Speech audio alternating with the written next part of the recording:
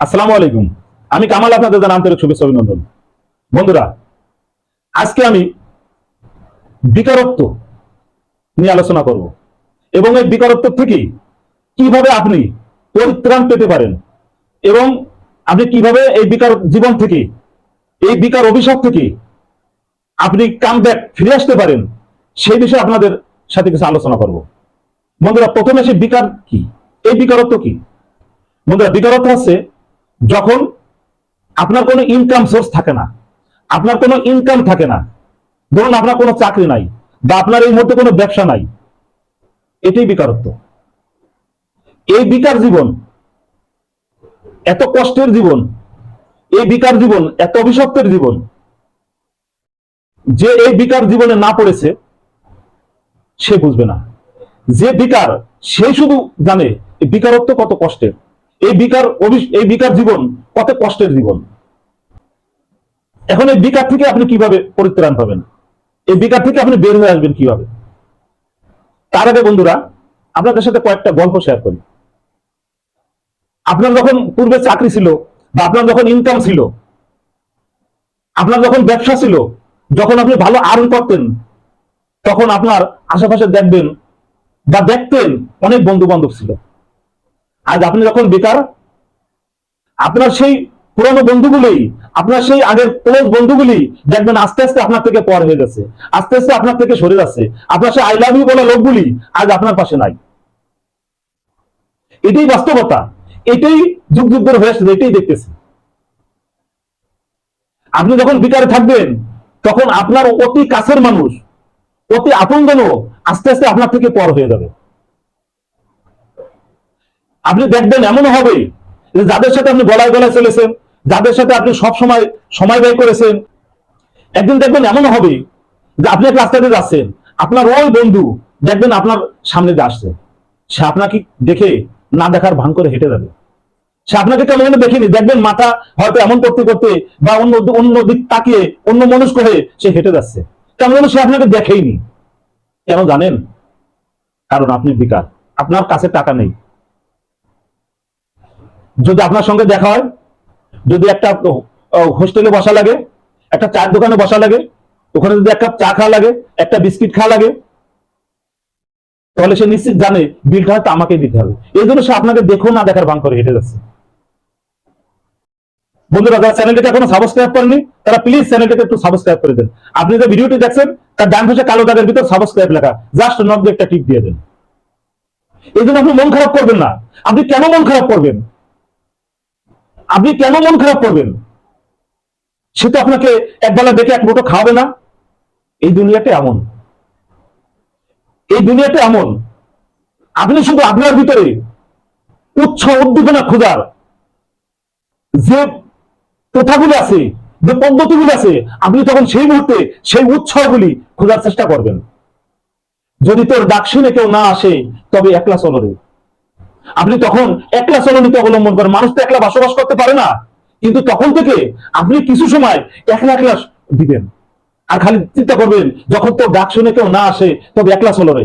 দেখবেন এই বাক্যটি আপনার মনের মধ্যে অনেক শক্তি সঞ্চার করবে। আমি একদিন সোশ্যাল মিডিয়া একটা কথা শুনেছিলাম, একটা বালক বলছে যে 5 টাকার কলম দিয়ে যদি কোটি টাকা লেখা যায়, পচা পানিতে ফোটা শাপলা ফুল যদি আমাদের জাতীয় ফুল হয়, তো আমি কেন পারবো না? হ্যাঁ বস, আমি আপনাকে বলছি, আপনি কেন পারবেন না? আপনি কেন বেকার থাকবেন? আপনি এই কথাটা বারবার বারবার আপনার মনের ভিতরে রাখবেন যে 5 টাকার কলম দিয়ে যদি কোটি টাকা লেখা হয়, পচা পানিতে ফোটা ফুল যদি আমাদের জাতীয় ফুল হয়, তবে আমি কেন পারবো না? কেন আমার দ্বারা সম্ভব না?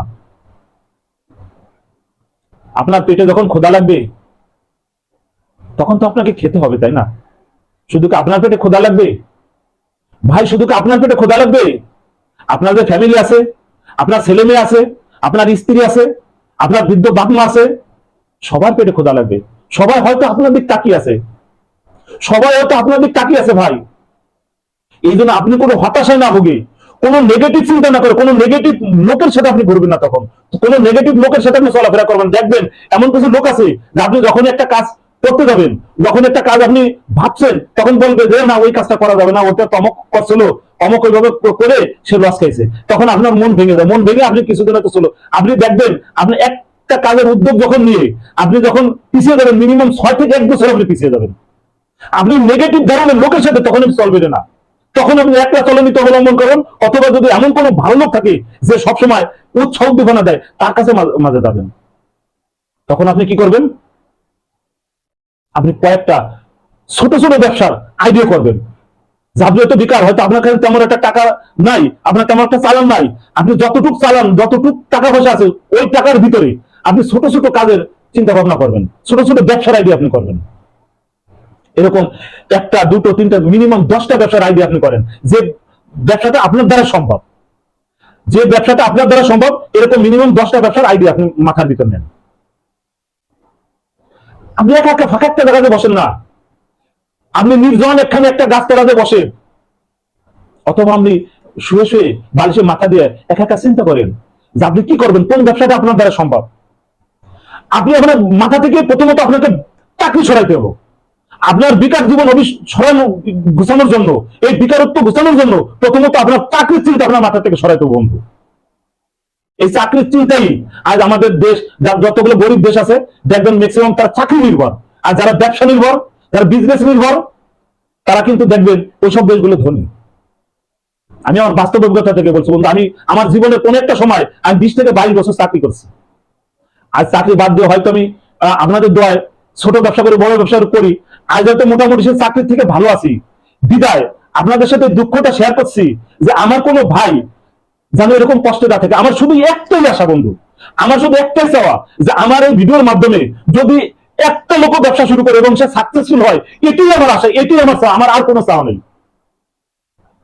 আপনি যখন এভাবে বালিশে মাথা দিয়ে যখন এরকম 10টা কাজের আইডিয়া করবেন, ওর ভিতর থেকে যে কাজটা, যে ব্যবসাটা আপনার মনে বারবার বারবার রিপ্লাই করবে, বারবার আপনার মানে করতে ইচ্ছা করবে, আপনি ঠিক সেই কাজটা সিলেক্ট করুন, আপনি সেই ব্যবসাটা চয়েস করুন এবং সেই ব্যবসাটা নিয়ে আপনি কাজে লেগে যান।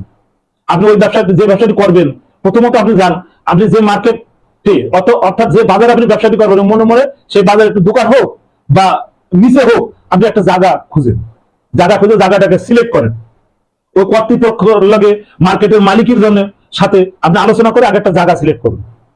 তারপর ওই পণ্যটি সব থেকে কম দামে, সব থেকে কম দামে কোন আড়তে, কোন মার্কেটে পাওয়া যায়, আপনি এখানে আপনার অলসিতা করলে হবে না। আমাদের একটা স্বভাব আছে কি, আমরা ওই পাশে থেকে আমি এখানে বিক্রি করি, এটা কিন্তু ব্যবসার মতো করা যায় না। আপনার টার্গেট থাকবো আপনার পাশে যে 10 জন ব্যবসা করবো তার থেকে আপনি কম দামে মাল এনে এবং তার থেকে একটু সামান্য কম দামে আপনি বিক্রি করবেন, আপনার লাভও থাকবে, আবার কাস্টমার আপনার বৃদ্ধি পাবে। তাহলে কত দূর গেলে, কোন মার্কেটে গেলে আপনি কম দামে পণ্যটি কিনতে পারবেন, আপনি সেই মার্কেটে পণ্যটি এনে আপনি নিরলস ভাবে আপনি 2 বছরের একটা ভীষণ নেবেন। যাই আমি অভাবে ছিলাম, আমি বেকার ছিলাম, আমার অনেক বন্ধু বান্ধব আমার কাছ থেকে সরে গেছিল। আপনি আজ থেকে একটা ভীষণ নেন, এই ছোট ব্যবসার মাধ্যমে আপনি এখান থেকে 2 বছরে আপনি এতটুকু দূরে যাবেন। সেই গতিতে, সেই গতিতে আপনি ছোটেন, দেখবেন আপনার 2 বছর পরে আপনার ব্যবসার রেজাল্ট কি। ইনশাল্লাহ আমি কনফিডেন্সের সাথে বলতে পারি আপনার জীবনের মোড় ঘুরে যাবে, আপনার জীবনের মোড় ঘুরে যাবে। আর শুধু মনে মনে বলবেন, যদি তোর ডাক শুনে কেউ না আসে তবে একলা চলো রে।